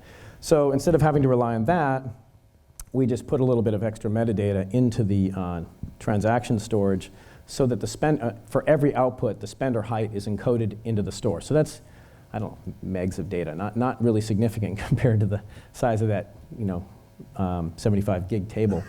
So that made validation faster because we didn't have to rely on that spender table. And that spender table then wasn't necessary for the node at all. So it's only provided in the server in V3 so that it can answer that one query, which is who spent this output. And it's a great thing to be able to answer, but it's expensive. So all of a sudden it dawned on me that now in V4, we don't need the table. I don't know why it wasn't obvious to me when we did V3. So in V4, we just, remember, it's no longer an aspect of validation. This is just to answer somebody's query who's running a wallet or some service. So performance is still great, but it wasn't necessary to make it completely maximally performant, right? So it's still constant time, but the way it's done now is you go to the output, you look up the output, and you still have the spender height. It's already stored there. We did that, V3. And then we look at the spender height. Well, we just go grab that block, and we scan every transaction in the block till we find it. It's constant time. Blocks are 1 meg, right? So it's very fast still. It's just basically searching potentially 1 meg of data in RAM. Takes almost no time, in a millisecond query or something. So yeah, we do it, and it's going to be better in V4. And what's really interesting about this is, okay, so we took this index out, and you'd think, okay, well, the process now that I'm describing is a slower process. If you're an engineer, you're thinking, okay, it's still constant time, but it's going to take more time. Probably not the case. We haven't run any numbers on this yet, but think about it. Every time we bring a block in or transactions in and we index that data, we're writing this table, and it's getting up to 75 gig. So it not only slows down the bringing in of new blocks, but then when we're querying that table, those pages have to be brought in and out of RAM. This is a memory map file system, right? So paging is something that we're always looking at. We always want to minimize that. So we're no longer paging all that data. We're just working in the data we were already loading previously. So it reduces the amount of data we have to write significantly, and it reduces the amount of data we have to read when we're answering that query. So I believe it'll actually come out faster when we give it a really close look. Good engineering, I guess. I don't know. It's fun. Questions, comments, smart remarks? No? Lunch?